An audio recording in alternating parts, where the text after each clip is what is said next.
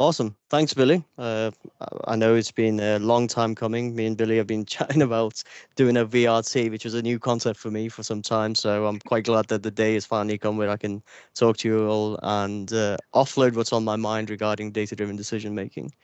Um, Let me go into the first slide so that I can give you a bit of an agenda. So this is really rough agenda in terms of what we are going to be doing in this session today. So a bit of an intro and background. I think it's good to tell you guys why I'm so passionate about data. If you speak to any of my colleagues, some of which might be on this call as well, it's almost become a catchphrase for me, data-driven decision making. But why is it so important? I think is really the crux of it. So I'm going to talk through that. Then the five key insights. I must emphasize, those are not the only insights that you can gather around data-driven decision making. They will be different based on different experiences. But from what I've learned from my experience, and you'll see why some of those matter, um, could be helpful in supercharging or really giving you a bit of a shortcut in your product world to be able to, instead of going through that learning cycle, maybe pick up some stuff from that and move your product forward in a faster way. We'll do some conclusions and Q&A, but just because Q&A is at the end doesn't mean that that's the only time to ask questions. Like Billy mentioned, ask away, ask any question as you see things on the screen. And in the end, there will be some dedicated time if you want to have a much longer conversation about things. I also have a QR code for my LinkedIn as well. If you do want to have a one-to-one conversation about anything that piques your interest, more than happy to do that. If that sounds good to everyone, I shall move on to the next slides. So here I am. I've picked the most obscure picture that I could possibly find. This probably is more of a picture of the back of the head of my colleague than it's of me. But the reason that I picked this is because this was about 4 years ago, just before COVID. Don't know. It feels like centuries now to me. But I was talking about the same thing. This is Product Tank Manchester. So if you have ever been to one of them, I was talking about how data is important around optimization. And the flag still flies. The message remains the same. So that gives me, assurances that whatever we were doing or saying at that time continues to be true today. So that's why that picture's there. A long story, but it's also important that I tell you why you should listen to me as well, because just my ramblings may not be good enough. So my experience started at Sainsbury's Argos, and that's when I was fresh-faced CSPO, Scrum Alliance certified, thinking I know everything about product. And then you get thrown into the deep world of product management, where everyone looks at you to be an expert from day one. I started at Sainsbury's Argos looking after their financial services product, particularly credit applications. So if you go purchase a PlayStation on credit, or you buy anything on buy now, pay later, the transaction journey online would have been my forte. And also their mobile payments app, which was a big thing at that time. That's where I sort of cut my teeth into product management, and that's where I felt the challenges around being able to influence people who are much more senior than you, or who have got very passionate about ideas that they want to implement, and your job as a product owner is to be the gatekeeper of those ideas, prioritize and challenge them back. Um, and pretty soon I got the idea that just me saying no is not going to work, because there are influential people who may be able to use their influence to steer me in one way or the other. So how do I challenge them back? And we had a thing called AppSy, which was looking at screen recordings, etc. And we had Adobe Analytics at that time. And as soon as I got my hands on those and started collecting that data, I was able to distance myself from the decision, but use that data to be able to influence these individuals who are much more senior than me, influencing the prioritization on the roadmap. And we would then have an objective conversation behind one thing. And as soon as I'd done that, it almost worked like a miracle for me. Over and over again, every workshop, every time someone will voice an idea, I was able to manage that idea and prioritize those ideas based on the data that was available. Albeit it was difficult. It was, we're talking 2016, so it wasn't as mature in terms of data collection. GA hadn't been properly implemented. Loads of challenges, but I knew I got my first taste of data-driven decision making. And that empowered me and gave me the confidence to then go on and do this more and more often. Moving on from there, I joined a company called Moneysupermarket. Most of you will think, oh, the meerkats, but actually, it's not. It's the Dancing Dave company. So if you might have seen this advert, they did He-Man and others as well. Although I wasn't part of that advert, so please rest assured, there's not going to be any more of those pictures again. This Moneysupermarket invested heavily on Adobe Experience Manager. They wanted their return on investment. And I was quite lucky enough to join the same time as Manish, who was our product director at that time. He really sort of gave us the runway to experiment with data and data-driven optimization. We brought in Optimizely, and ultimately that became my forte of optimization. And within 6 months, we were doing hundreds of tests on the same platform compared to 6 months before. So clearly, supercharged our decision making on that front. That all led on to me taking on home insurance as well. We did the same thing, and then we did renters insurance, which was a brand new product based on data-driven decision making that we had launched. And the conversations became less about what the idea is and more about how that idea converts for the users. And that's where, over 3 years, we were able to add millions and millions of pounds in terms of additional revenue using purely data, distance ourselves from the decisions, but objectively look at decision making. And as I was going through that, my early part of car insurance, one of the things that I'd never liked, one of the products that I'd never liked was telematics insurance. And it's quite ironic that I work for the Floow now, who as an organization is purely dedicated at data-driven feedback for driving-based products. And what changed my mind was looking at the conversion rates on the question sets when people are buying car insurance. One of the things was very clear to me that the process is very unfair. It looks at where you were born, or what gender you have, or what color car you've got, rather than how do you actually drive, the data that's behind your driving data. And over the 3 years, my mind completely flipped to actually telematics might be the answer to a lot of the problems that exist in the industry, which is your data used to price for you. If you're a bad driver and the data tells you you're a bad driver, then I think it's completely fair that you pay a higher price than someone whose data says that they're not a good driver. And that's what led me on to join the Floow. Aldo, who's our CEO, put a very good case forward of making mobility safer and smarter. And that was a challenge that I could get behind. And now we use data-driven decision making to make people's lives safer, particularly in the space of mobility. I'm the head of product for user-facing products and hardware products, which was a completely new area for me, where we use BLE devices to support the sensor data from mobile phones. And you'll see some examples of that work and what we've learned from it as we go through the slide deck. So that was the introduction. That's my experience, what I've seen, and hopefully that gives you a bit of background on where I've learned some of these things and why do you think you should listen to me.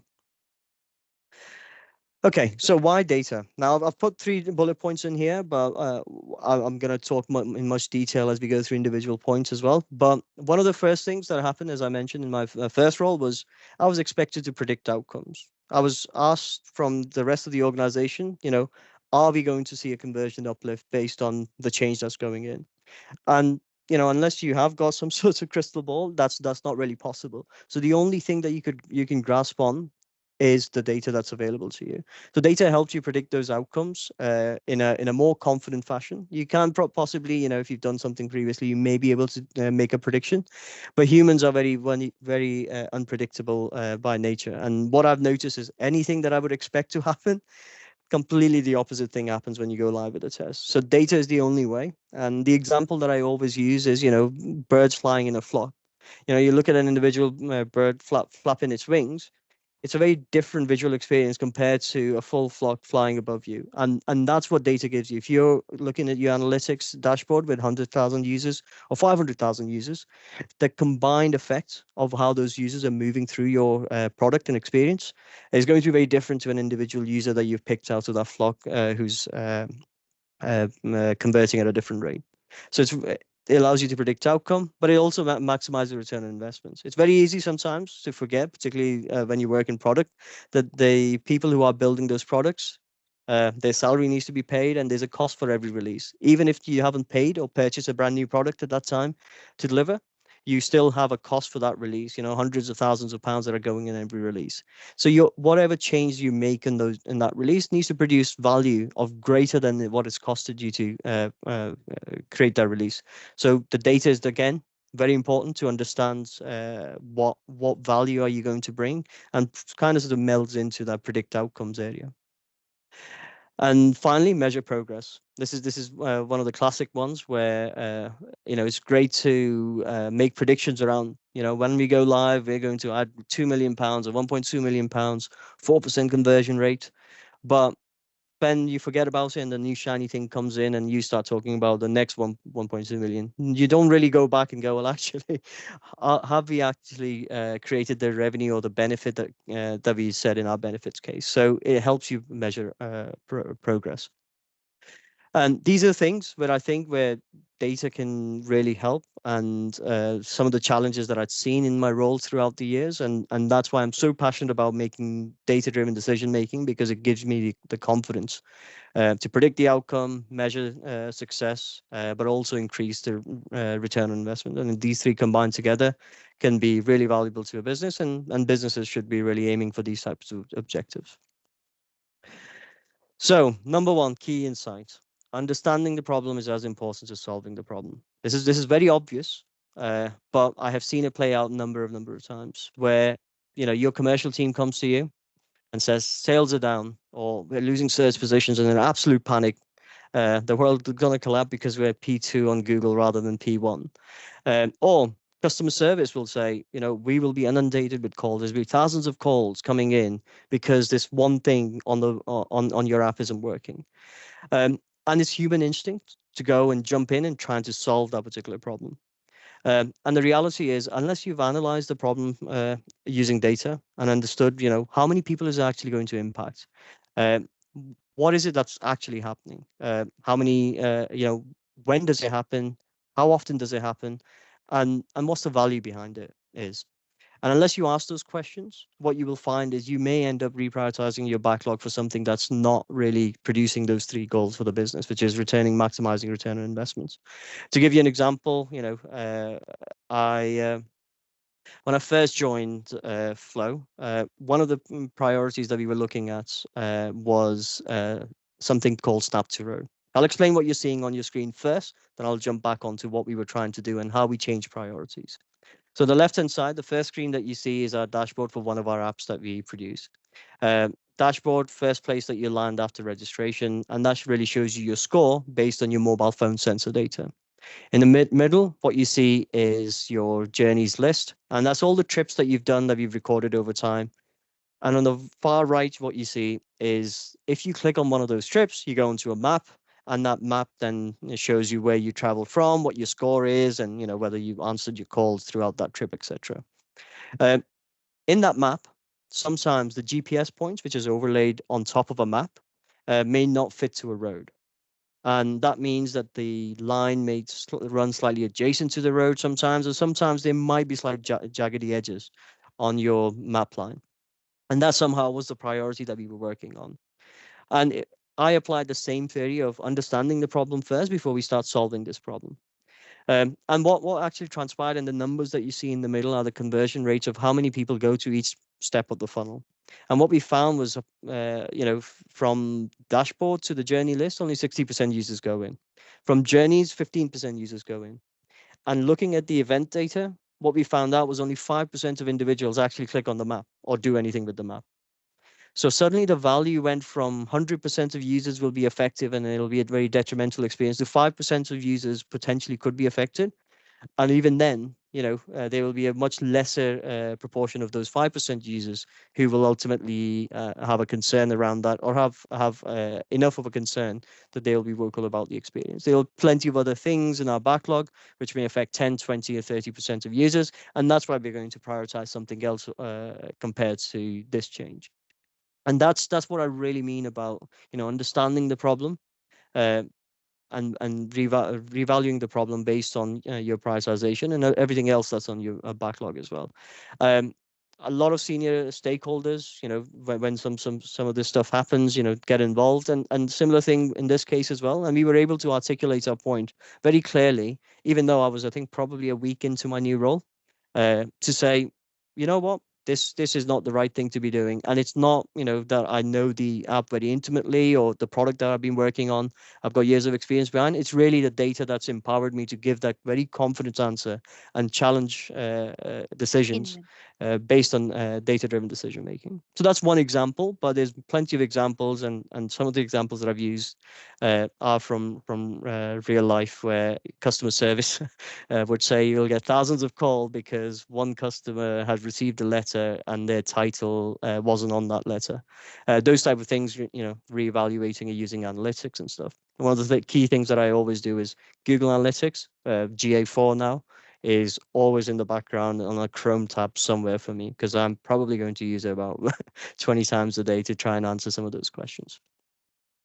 There are other tools available. You can do 5-day design sprints. So if you've got a really behemoth and it's not a simple question to answer, you can do 5-day design sprints. Monday is really dedicated to bringing in key experts. If you're unfamiliar with 5-day design sprints, I'm happy to have a separate chat around it, or please Google it. It's a fairly common concept. Um, Monday is really dedicated for those data sessions and bringing in the experts. I used to bring my CRO analyst. I used to work with one of the best that I worked with in the industry, Andrew Warren, who was a Moneysupermarket. And he'd come in day one, reports of all the data available. And what you would see is when people come with preconceived notions of what ideas need to be pushed forwards in a design sprint, everything changes and people are much more sort of on the hoof, so to say, to come up with new ideas based on the data that they've seen on the Monday of a 5-day design sprint. So I'd highly recommend them. But 5-day design sprint, that's quite a lot of resource dedicated. So maybe only for bigger items. Kano analysis. It's one of my favorite. It's rather subjective in terms of it try and looks for demands and market expectation. So that could be pretty good as well in terms of challenging some of those decisions. But you still need the data behind it to be able to create some of these analysis. Balanced scorecards or just scorecards in general.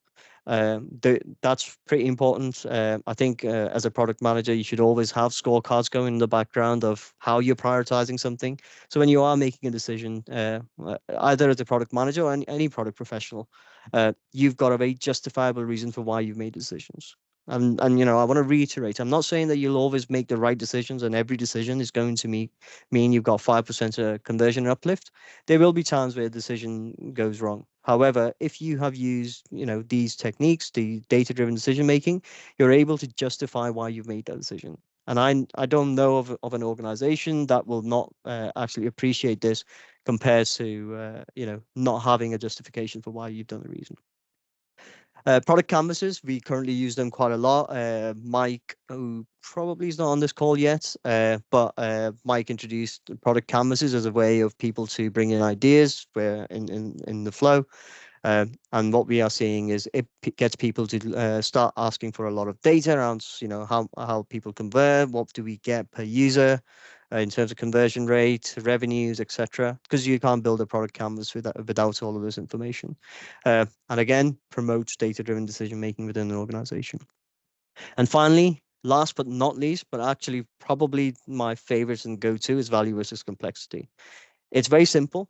You can sit someone down who's not from product on the same table as you and explain to them why the decision is being made, what the value is, and normally the value is in pounds and dollars, and what the complexity is, and which normally is number of sprints that you are going to dedicate to a change. You obviously need data to be able to understand how many sprints, how many pounds in terms of value are you going to get from this. But that gives you a very concrete answer on is this something that we would like to pursue.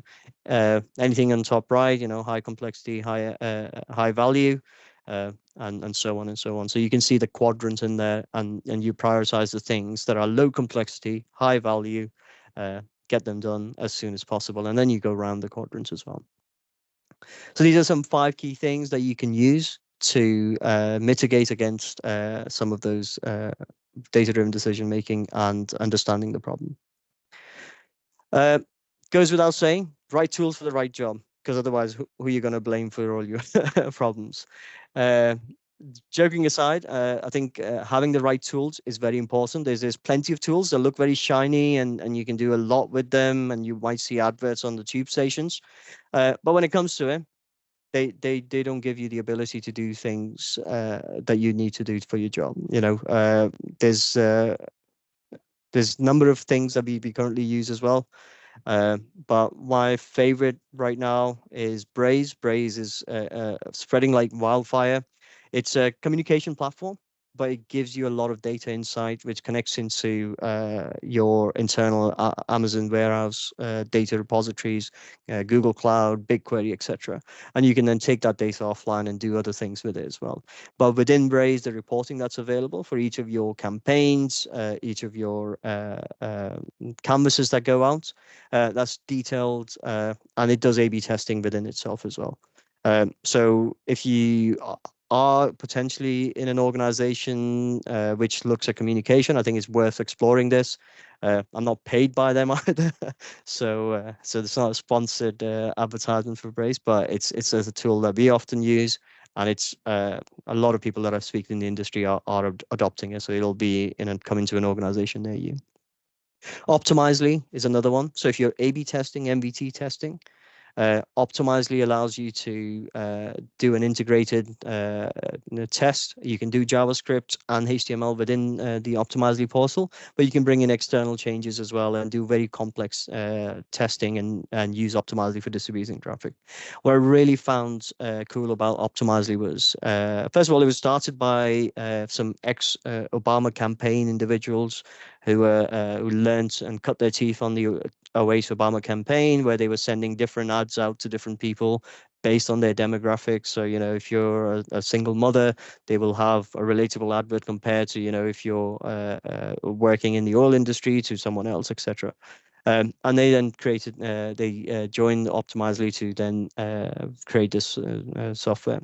It provides integrated statistical significance calculation. So that means you don't really need a dedicated CRO or data science team to go away and do analysis on this separately after the test. You can do the analysis there and then. In fact, I used to have Optimizely portal on my phone. Maybe a bit sad, but if I'm like really excited about a test, it goes live at 4 p.m. Then 9 p.m. I'll be sitting on my phone looking at what the conversion rate is and have you got statistical significance yet or not. So it's very easy to then follow as product people without having to wait for analysis, and you can do live monitoring, so you can pause variants if they are really losing you money and they're not positive variants. Mixpanel and Adobe Analytics. I'm going to not speak as much about them because, firstly, I haven't really used them as much, but when I did use them in Sainsbury's and Mixpanel, we currently use them, but it's not predominant. But these are sort of one of the main staples of, if you've got an app development organization, Mixpanel always features. It's designed for apps in mind, but GA4 is the space where GA4 is trying to come to. Adobe Analytics, it's one of those incumbents who, it's in so many organizations, so deeply embedded that even if you hate it, you don't want it, you can't get rid of it. So this is a tool which features in a lot of the large organizations. Google Analytics, I don't know what to call it these days, to be honest. It's got GA4, it's Universal Analytics, it's Google Analytics, it's Firebase Analytics. But really, the crux behind it is started from Urchin in the 90s, if you've been following the progress, and ultimately turned into Universal Analytics, which was all geared around web clicks and impressions and everything else. It's now all transferring, I think it's from July last year, they sunsetted Universal Analytics and moved everything onto GA4, which means it's more geared towards mobile first traffic. but it takes into account all traffic sources, and the words that are used, or the terminology that's used, is much more cognizant of the type of traffic that you will see in today, rather than the clicks they used to talk about in Universal Analytics previously. GA4 reporting wise, it's quite comprehensive. It does require a bit of learning on how to use it. So if you are non-technical and you really just want to see the outcomes from analytics, my favorite tool right now is Google Data Studio, which is also quite confusingly called Looker Studio. Uh, and Google also has a separate product called Looker. So Google is not making it easy to use their products at all.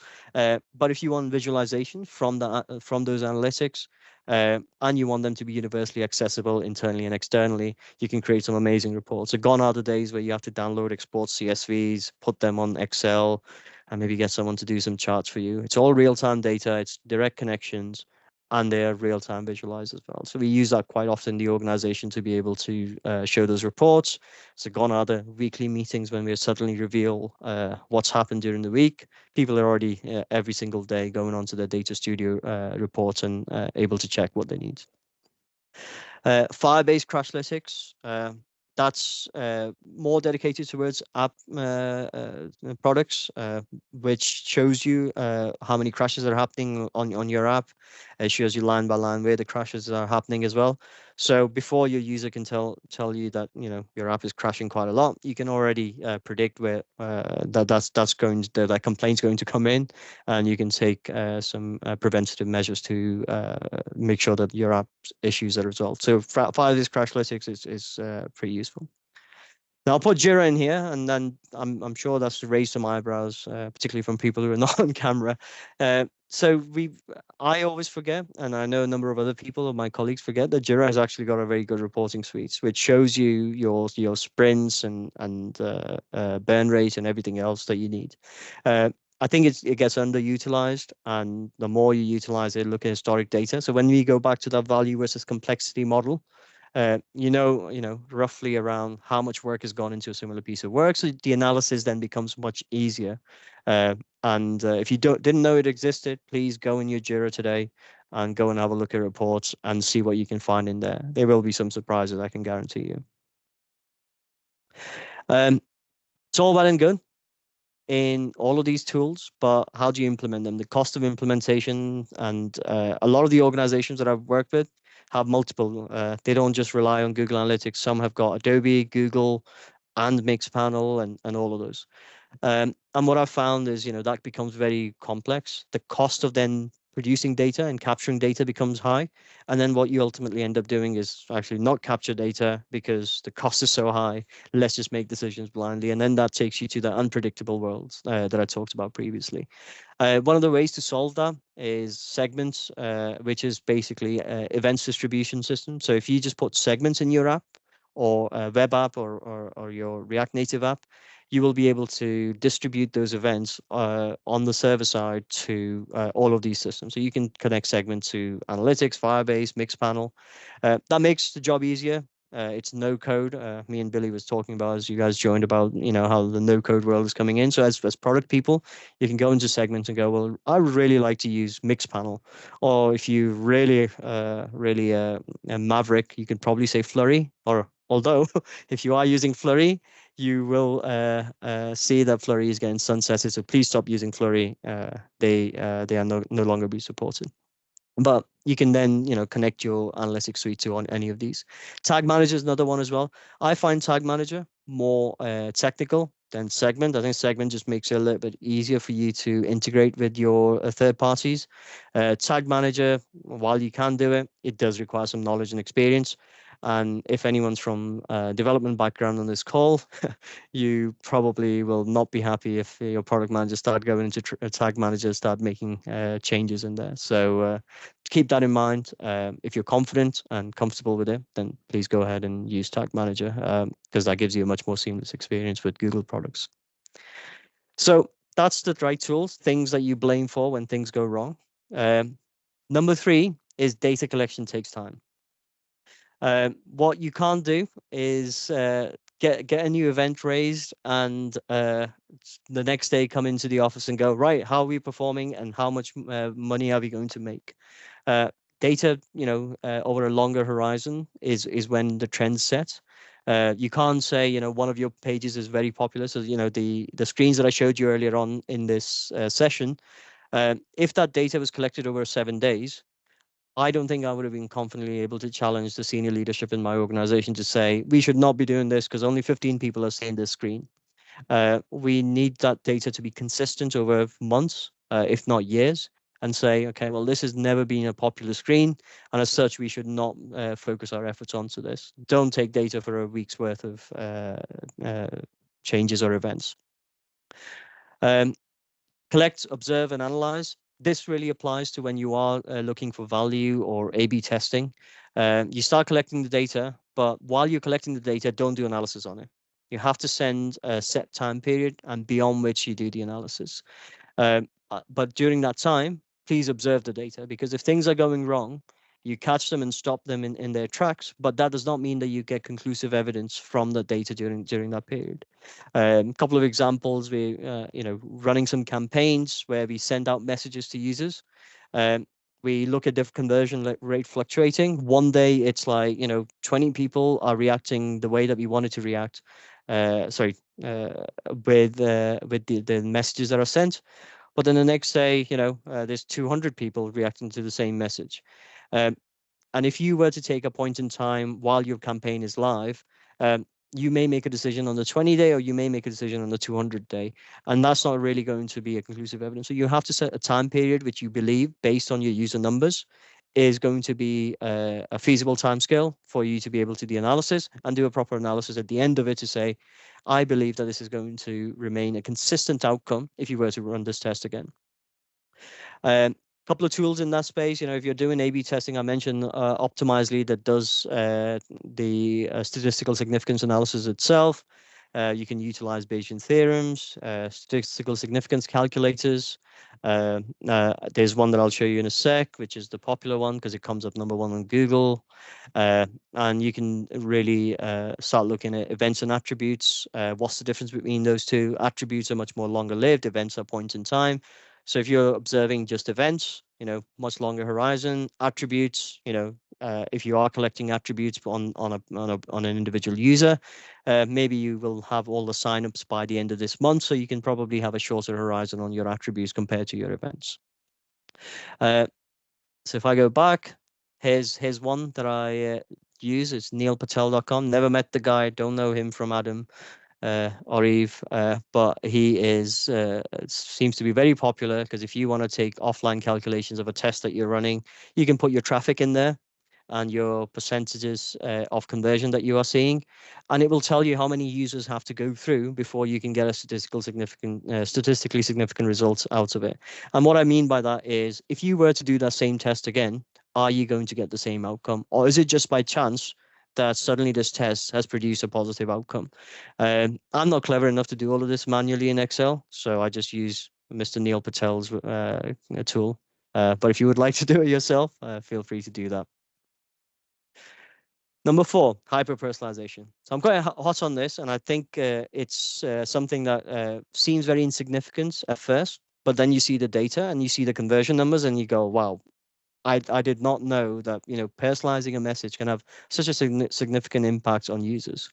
So hyper-personalization is really one step above personalization. Personalization was, your first name comes in and that's it on your email. Hyper-personalization is what's the time of the day that you interact with your app, so that we can drop a message to you at that exact same point, so that you are likely to convert much higher rate. And that's the difference between personalization and hyper-personalization. So if I say, hey, Billy, your newsletter has landed. Yeah, that's personalization. But if I say that, sorry, Billy, but at 1 p.m. during work hours, where Billy's most active on his phone, then that means, he's more likely to convert, and that's hyper-personalization. So improves conversion. However, significant data is required. So you can imagine, right? We're observing that user every single day for interaction, but that's one data point. To hyper-personalize weather, so we look at car data, so where the car has been, and if you want to show the weather along the route, then that becomes a significant data requirement. So you have to be mindful of that. But once you do get it, the conversion rates could potentially be way greater than the cost of storing that data. Retrospective data. So that's actually, I've just put a bullet point in there, but that's actually a problem. There's plenty of times where, even if you talk about in personalization terms or hyper personalization, you may not be able to gather data retrospectively. So if you don't start gathering that data from day one on when Billy uses his phone, or what the first name for that user is at the point of registration, and you come up with this amazing idea that's going to make you £2 million next year, 6 months down the line, and you need the data for it, you can't retrospectively collect that data. And if you're not going to send the user through the registration form month 6, so you can't collect it. So you need to have a lot of foresight, and this is where some of the human ingenuity might come in, of making sure that you collect every possible data without collecting too much data because of GDPR. And draw the line in a good enough place where if you 6 months down the line come up with an idea which requires one of those data points to do hyper personalization, then you have got the right data available to be able to surface that. So bear that in mind. If you think you may use that data, then you need to start collecting it today rather than wait until you need it. Some examples of what we are doing at the Floow. I'm quite proud of the team and how they've sort of transformed some of those personalized points in there as well. You see on the top right hand side, that's based on your local weather, showers, snow, and messaging that's really catered around the user's driving style. So we can say, actually, you know what? You may want to reduce your mobile phone usage, because if you reduce your mobile phone usage, you will be much safer and you're less likely to get into an accident. Behind the scenes, we've got the numbers on how likely you are to get into a crash if you use your phone once compared to twice. We've got speed data, which shows us, how fast you travel, not only to the speed limit, but in comparison to people who are driving on the roads on the same road. So, if it's a 50 road and most people drive 40 and you're doing 50, then in our mind, you're slightly unsafe. And those things combine together to give you very hyper personalized messaging within the app to say, this is what you need to do to become a safer driver. This is what you need to do to have less crashes. Or no crashes, hopefully, and you see some of those messages on the right-hand side. In the middle, you see connected car data. We're also focusing quite a lot on, tire pressure data, oil, fuel levels, and charge levels, etc. But the most important bit is the image on the top. And if that's not a Golf, then the users are going to check out. It's simple things like that, where knowing your user, knowing the, even showing good afternoon Jade on the top left, these are the things that are actually producing a lot of conversion compared to some of the material items that you would normally expect as well. And that's why hyper personalization is very important. It's table stakes, and users have come to expect this, because when you're working in this space, no one gives you a sort of pass because you're not Uber. Everyone expects you to perform at the same level as Uber, expects the same features as Uber as well. And to do that, you need to start looking at non-material things, i.e. non-tangible things, i.e. good afternoon, good morning, showers, weathers. And those are the things that are going to make a huge difference as you start observing your data. Looking from without data, I was probably similar and very pessimistic to some of you maybe, who think, how much difference can good afternoon and good morning make? If you run a test, look at the data, and you'll see that's those type of things make a huge difference. I talk all about data. I say, distance yourself from your decisions by using data and have an objective decision. But that does not mean that human ingenuity is not required. As product people, our job is to be creative and come up with solutions. Data is information and not ideas. Google can tell you what's not working and how many people are failing at a particular step on your product. But what it can't tell you is how to solve for it. What products to give them in order to make them convert in that stage. And that's where I think, that's where you can add your value to the organization by bringing the human ingenuity in and bringing in some of those creative ideas and combining them with the data that you see to say, I can solve this problem. And that's why you run tests. And some of your ideas may work, some of them may flop. But as long as majority of your ideas are working based on data, which is going to help you predict, then you are on the right track and you're creating value with your time in the organization. Here's a picture of me doing a hackathon at Google's building. But this is just to show, people who have got loads of data. This is the same building as DeepMind. And even they do hackathons and rely on some of the ideas that individuals come up with to be able to find the right solutions for the problem. Um, and I think it can go wrong as well. So I'll share two examples which I always find amusing, and I use them anecdotally in a few conversations. Which is, on the left-hand side is a single line address lookup. So it's just a screenshot, but I'll verbally explain what had happened in this situation. So in one of the products that I had, we had the address lookup, just like you'd see in a Royal Mail. You put your house number in and your postcode in, and it suddenly resolves it, right? And we thought, we know what we need to do here to improve conversion through the address lookup. We're going to have single line of address. First of all, two fields become one. People can just type in whatever they want, whenever start typing wherever they want, and they'll see the predictive results. Google does some similar thing. This is going to be amazing. We're already celebrating before we've done it, and we've paid quite a lot to a company to buy this product in as well. I can't disclose the exact figure, but it wasn't tens of thousands. And we went live, and we saw a significant reduction in conversion through by changing the address capture. So all of your human ingenuity is saying, this is amazing. This is exactly what needs to happen to solve the problem, which is people can't find their address. And you put the solution in, and you're losing the company millions of pounds a year. And you have to pull it out. You have to figure out what you're going to do with the contract that you've signed with that organization. And this is an example of a real live test that I've done where we've taken a product, rolled it back, and learned from our mistake. It was a very expensive mistake in that case. If data on its own could have solved that problem, then it would have solved it, and we would have known that we can't put single line address. So a word of caution, really, to say sometimes you have to, well, most of the time you have to use your ingenuity in combination with data. You can't ultimately just rely on data, because it won't tell you that this wouldn't have worked. On the right hand side, you see a loading screen.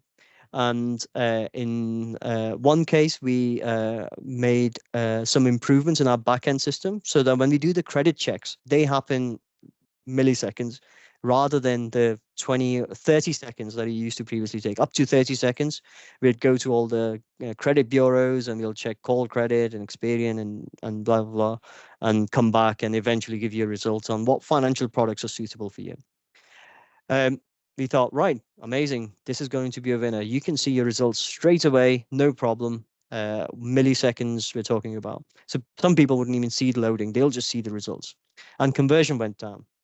And it took months and months of research and understanding of. We're completely baffled. We've not changed anything. It's just faster. Why is the conversion down? And what was happening, and as I said, humans are very unpredictable beings, is people did not trust the results because it didn't take long enough to load the results. They thought that we were making up those results of financial products, so they didn't think something proper was happening. So we added an artificial delay on the super fast system that we had built, and the conversion started going back up. So that tells you, sometimes, ingenuity is definitely required. Experience is required. I know. I now think twice about making something faster, just in case it has a similar effect on things.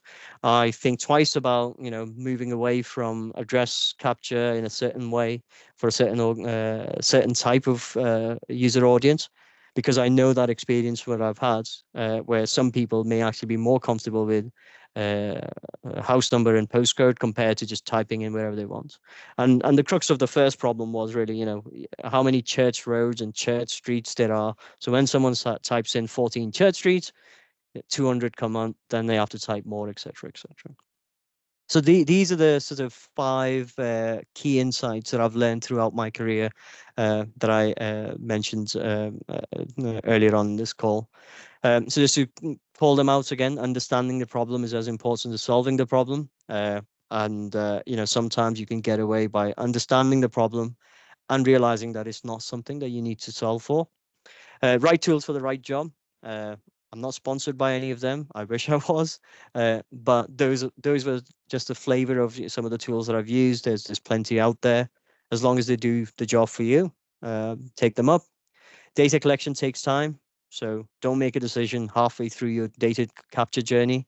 Make sure you last throughout the analysis period, and try and use some of the tools, the algorithms that are available at your disposal to make sure that you are observing the data for the right amount of time. Collect data before you need to use it, not after you need to use it. Very obvious thing. I have fallen for that before. I have made decisions where we came up with an amazing idea, but because we chose not to collect a data point, we ended up having to pay the price for it later on in stage. And data is not the end all either. You know, it helps you. It gives you the confidence as product manager or product people to go towards a certain direction. But it's not going to give you the ideas. You still need your organization to give you ideas.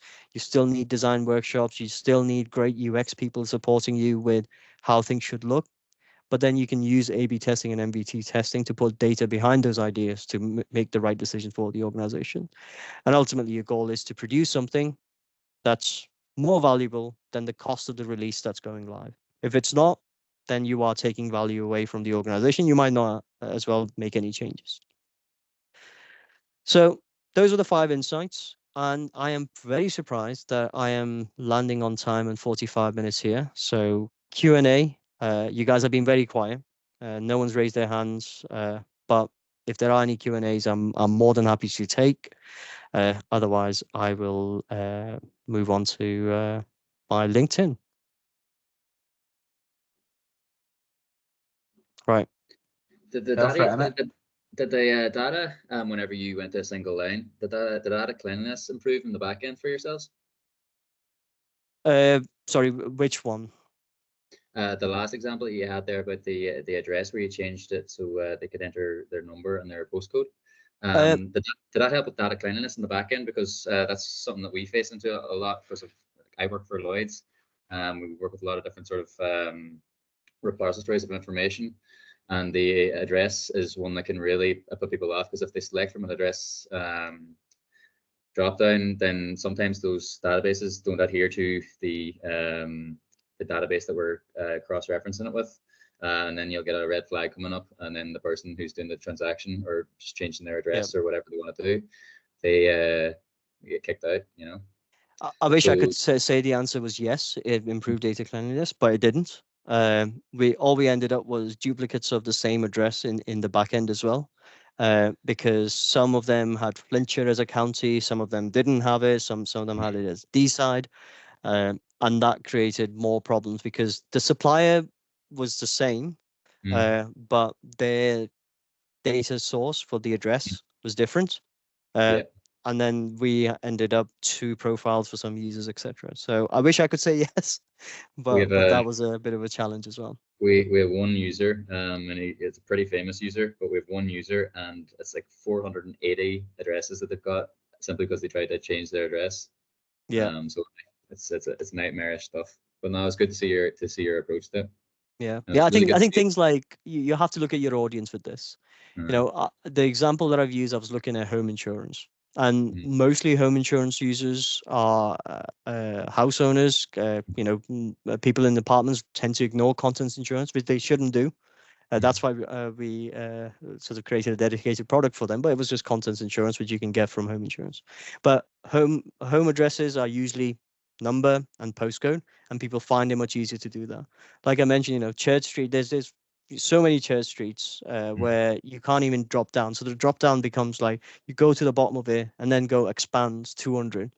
And then you're creating a much more sort of negative experience for the user. Then here's my postcode, here's my house number, and there's only going to be one church street in those. So that's where I think we missed the shot in terms of address capture. No, I still think you did a sterling job. I mean, and we're here to represent the users at the end of the day. The back-end guys can figure that out. But anytime they can tie it up and make it nice for both sides, I think it's a real win-win and add value to the org. But other than that, hearing you talk about the things you've learned in your career about understanding the problem being as important as the solution to said problem, that really rang true. Anyway, thank you. Absolutely. Thank you. Thank you for asking that question. Did you have like data to support like that change would result in an uptick in conversion? Because that is the type of that drop down is becoming more and more frequent. So surely you know, in many cases it's successful like that. You know, as you say, Google and other. Well, it's like more and more often, isn't it? You see that those types of drop downs. I think it's the use case. If you're dealing with Google Maps, that's a very different audience and a use case than someone who's like, if I don't get this right, my credit check's going to fail, and my address is not going to be the right address that I'm insured for. So if my house is burning down, I do not want to be on the other end of the phone for someone saying, sorry, you picked the wrong Church Street on that drop down. Whereas Google Maps, you know, yes, you may end up in a slightly wrong place, but on the map, you can visually see exactly where it's going. So if it's saying 200 miles to destination, people are probably like, okay, well, then that's not the right one. I'm only going 10 miles down the road. Those supporting elements sometimes probably help in those cases. And then the use case is slightly different. The ante's not so high, so people are probably less cautious when putting it in. But these are hypotheses, right? These are observation, and quite ironically, not based on data and based on experience. And the real reason could just be that, you know, people are used to a certain way. You get repeat customers, and those repeat customers don't want a different experience. They just want the experience they're used to. I'll give you another example of moneysavingexpert.com, Martin Lewis's website.